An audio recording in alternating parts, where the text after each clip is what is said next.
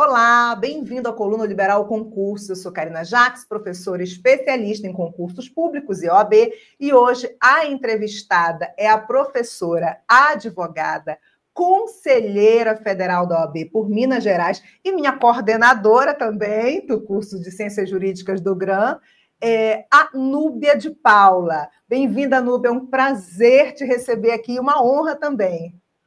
Professora Karina, o prazer é todo meu. Eu fiquei muito lisonjeada com esse convite, até porque o seu programa é super requisitado e a gente sabe que os alunos amam. Então, muito obrigada pelo espaço. A gente está muito feliz aqui. Eu estou fazendo agora uma série de entrevistas sobre a OAB, porque a gente trabalha com OAB e concurso. OAB, para o nosso público aqui do Jornal Liberal, é um público mais nichado, né? Porque é só o egresso dos cursos de direito, mas é um público bem grande, é um público no Brasil, já que essa entrevista vai para o YouTube, e a gente tem muitos alunos e ex-alunos interessados nesse tema, né, que é exame da OAB. Você é advogada atuante, é palestrante, é professora e é conselheira federal da OAB. E aí a gente vai falar agora, nessa entrevista que é bem interessante, que é o papel da OAB para o exame da OAB, não é? E aí a primeira pergunta que eu queria fazer para você é sobre o exame, né, de ordem. Como é que a OAB trabalha para garantir que esse exame seja um reflexo justo do conhecimento necessário para aquele ex-aluno chegar no mercado de trabalho com o conhecimento necessário? Professora Karina, esse é um ponto bem sensível, porque principalmente o Conselho Federal. A gente tem uma comissão de ensino jurídico e essa comissão de ensino jurídico faz toda a avaliação para que a gente tenha certeza de que o exame de ordem ele está em consonância com o que as DCNs do curso de Direito exigem das faculdades que ofertam o curso.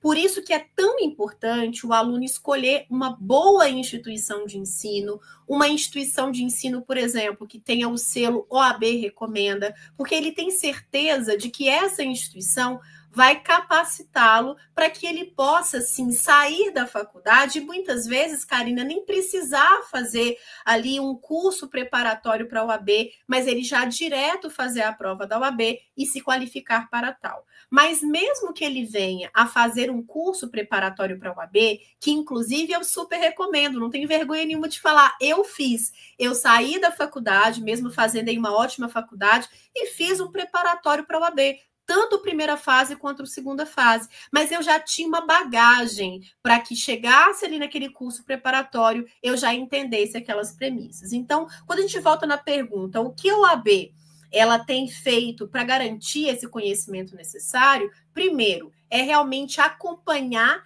essa emissão de selo OAB Recomenda para as instituições de ensino que tenham essa repercussão e essa avaliação positiva no ensino superior. E, para além disso, a OAB ela tem caminhado ali de frente à questão da elaboração dessas provas, né, do exame de ordem, para garantir que realmente não seja nada além do que o estudante deveria conhecer. Então, muitas vezes a gente vê falando assim, mas a prova da OAB está cada vez mais difícil, né? A OAB está pegando pesado, o exame de ordem está pegando pesado, mas não é isso.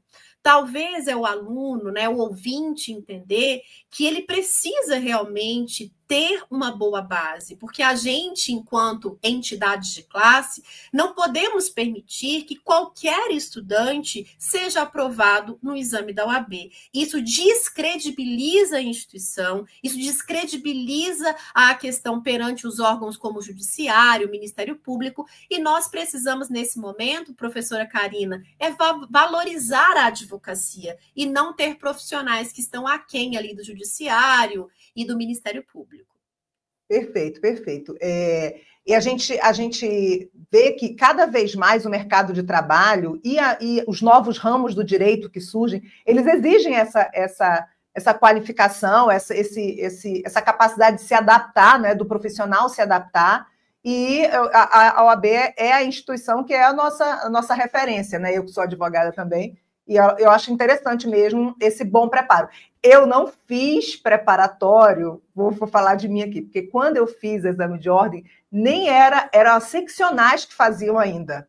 Então, Então, foi muito antigo. Acho que na época nem tinha ainda oferta de preparatório, porque ainda estava muito incipiente mesmo o exame, né? Não era nem CESP e nem FGV, nem era nem o exame unificado. Cada seccional fazia a sua. Então, eu só não fiz por conta disso. Né? Mas é interessante. Então, a gente tira duas conclusões disso, né, Karina? Primeiro, que você realmente começou a faculdade muito novinha. E segundo, que você é muito inteligente, nem precisou do preparatório. Eu lembro que eu estudei com uma amiga, e assim, a gente passava as tardes estudando, né, nos livros, e fizemos, né, primeira e segunda fase. Eu fiz direito administrativo na época, ainda nem era adepta do constitucional, né? Mas vamos lá para a segunda pergunta, que é justamente sobre essas mudanças no mercado de trabalho e no direito. Você acredita que o exame de ordem deve passar por essas revisões periódicas? Inclusive, a gente teve com acréscimo de novas disciplinas, né? Deve passar por mudanças periódicas para se adaptar a essas mudanças, tanto no direito quanto no mercado de trabalho? Como é que você avalia essa necessidade de atualização? Sem dúvida, né, professora Karina? Porque nós estamos numa sociedade que ela evoluiu muito desde que eu saí da faculdade, você saiu da faculdade, tem uma outra perspectiva de mercado de trabalho, de cobrança em concurso público. Então, eu preciso que esse exame de ordem ele esteja ali antenado com o que a gente precisa, seja para o mercado de trabalho privado e seja também para a advocacia pública, porque a gente não pode esquecer que a advocacia pública também é advocacia e também é um foco da OAB.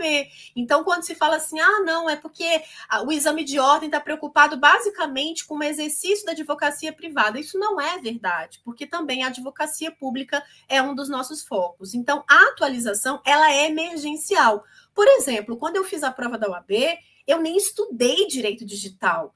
Hoje, você ouvinte, né, professora Karina, a gente consegue imaginar o direito sem o uso da inteligência artificial, sem a questão da responsabilidade civil sobre a questão do uso da inteligência artificial, a gente não consegue entender isso. Então, o direito digital foi um acréscimo, não porque a OAB, porque o exame de ordem quis acrescentar algo aí para você ter mais um assunto para estudar. Mas é só a gente lembrar do Darwin, né, quando ele dizia da evolução das espécies. Se a espécie evolui e a sociedade evolui, eu preciso também evoluir com esse exame de ordem para que ele possa captar o que o mercado de trabalho vai exigir. Então, por exemplo, eu não posso exigir no exame de ordem o que eu exigia, por exemplo, quando eu fiz o exame de ordem. O mercado de trabalho era né? Eu tinha X advogados no mercado, eu já tenho 10 vezes o número de advogados no mercado. E, felizmente ou não, nós precisamos sim desse exame de ordem. Eu sou super a favor do exame de ordem atualizado, com fiscalização, que realmente ele capte a questão de nuances mesmo do mercado de trabalho, Karina, porque isso filtra os maus profissionais, sabe? Isso garante com que a gente esteja ali no mercado de trabalho, na outra parte, com um profissional que a gente sabe que é qualificado, minimamente qualificado.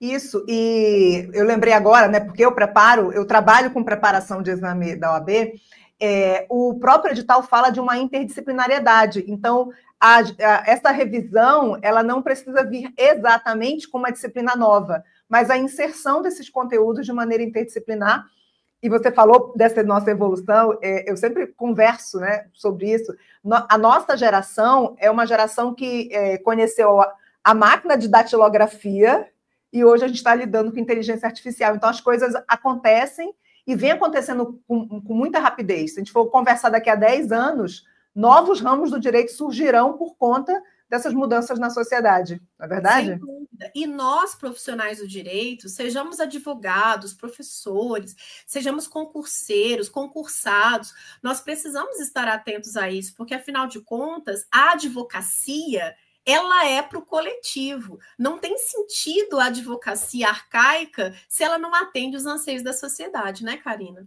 Isso, ela não é só entre os pares, ela é para a sociedade, né? Ela é para a sociedade.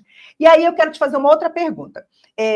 Quais as competências e habilidades que você considera essenciais para esse advogado, né, recém-formado, e como o exame da ordem tem buscado avaliar essas competências?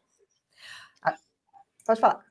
Karina, sem dúvida, além das competências referentes à técnica, as disciplinas, né, que serão cobradas no exame de ordem e serão exigidos aí no concurso público, é necessário hoje que o estudante ele desenvolva muito as soft skills. Eu preciso ter um desenvolvimento de relacionamento interpessoal muito importante. Hoje, no mundo digital, para além de ter uma formação técnica, eu preciso ter uma formação humanística. Porque eu brinco sempre com os meus alunos que hoje, no mercado de trabalho, nós encontramos profissionais tão bons quanto a gente e muitos profissionais que estão além da gente. O que eu posso diferenciar desse profissional, além de correr atrás da técnica, é desenvolver a parte das soft skills. Porque hoje, com inteligência artificial, vai ser, talvez daqui a 10 anos, não sei se chega tanto, o profissional do direito que souber lidar com essa questão de humanidades, de interpessoal, ele vai se dar muito bem, porque as pessoas hoje estão só prestigiando a inteligência artificial, e é necessário.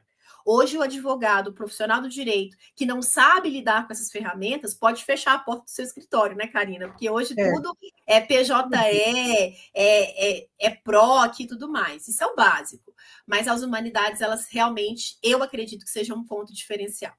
Isso, porque quando isso, eu entendo, né? Quando todo mundo estiver bem adaptado a essas novidades, o que vai diferenciar a novidade da inteligência artificial, das tecnologias cada vez mais avançadas, o que vai diferenciar é a relação humana, que só a gente sabe, né? Que só a gente sabe fazer, né? Exatamente. Agora eu quero te perguntar justamente sobre essas questões das constantes transformações e no pós-exame da OAB, o pós-exame. Na sua opinião, como a OAB pode contribuir para a formação continuada dos advogados, né, dos novos advogados, após a aprovação do exame de ordem, e especialmente nessas questões ligadas às constantes transformações que a gente pode incluir a inteligência artificial e novos ramos do direito que vêm surgindo? Essa pergunta é muito importante, sabe, Karina? Porque nós estamos, inclusive, num momento eleitoral nas seccionais da OAB em todo o território nacional. Isso. E é muito importante que os gestores, os novos presidentes, aqueles que vão compor a diretoria, aqueles que farão parte do Conselho Seccional, do Conselho Federal, eles tenham essa consciência. Qual consciência? Uma consciência dupla. Eu preciso capacitar a jovem advocacia e eu preciso capacitar a advocacia que está aí há mais tempo. Porque nós precisamos trazer esses advogados que já estão no mercado, a sensação de pertencimento, que muitos não têm. Karina, nós somos jovens, eu acredito que nós somos jovens. E nós já temos uma baita dificuldade com muitas ferramentas tecnológicas. Imagina um profissional que a OAB é lá de 1990. Ele realmente tem um gap. Nós precisamos qualificar. Que tem uma OAB de 3 números só, que tem aquela OAB de 3 números, né? Que está ativo ainda. Nós precisamos qualificar esse profissional, entende? E muitas vezes esse profissional tem a soft skill, mas ele não tem a hard skill. Diferente, por exemplo, da jovem advocacia, que vem ali com sangue nos olhos, mas não tem a prática. Então, nesse momento, a ESA, que é a Escola Superior de Advocacia, ela entra com um papel fundamental. As gestões, sejam elas seccionais ou nacionais, precisam desenvolver cursos de capacitação, escritórios práticos, para que a jovem advocacia possa ser capacitada. E a advocacia sênior também ela possa sentir pertencimento. A gente precisa valorizar a advocacia. Eu só consigo ter orgulho daquilo que eu sei fazer. Então, eu preciso ensinar o jovem advogado e o advogado sênior de como que tem sido a advocacia nesses últimos tempos. Eu acredito muito nessa qualificação. Até porque nós somos professores, né, Karina? A gente adora ensinar. Perfeito, Núbia. Perfeito. Eu achei esse insight, não é? Que às vezes a gente está no dia a dia e a gente, claro, você é conselheira federal, você tem esses dados, esse insight de unir mesmo, de integrar mesmo a experiência do sênior, né? Do advogado, que quando eu vejo um advogado com 3 números de OAB, eu respeito, porque ele tem muito mais história, né? Mas que ele está num momento que as novidades acabam dificultando a atuação dele, né? Diferente que o jovem advogado precisa dessa base e a integração, que é a ESA que faz esse papel, é muito importante. Adorei. Nesse momento, a entidade de classe precisa abraçar todos os profissionais. A OAB, seja ela nacional, seccional, nas subseções, ela realmente precisa ser inclusiva, sabe, Karina? Eu sei que muitas pessoas têm banalizado a expressão inclusão, mas a inclusão é necessária, ela é vital. Se eu não me incluo, eu não consigo pegar a experiência daqueles que vieram antes de mim. E eu não preciso capacitar aqueles que vêm depois de mim, porque eu acho que eu me basto, né? Aquele que não preza a inclusão, ele acha que se basta, mas vai chegar um momento que você não se basta. Você precisa dos que vieram antes e dos que virão depois. Perfeito, perfeito, querida. Muito obrigada. É um prazer ouvir gente tão potente, tão inteligente quanto a professora Núbia de Paula, advogada, conselheira. Aqui a gente só agradece. E eu quero te convidar, que eu tenho um outro tema, que eu quero te convidar para uma próxima entrevista. Tá?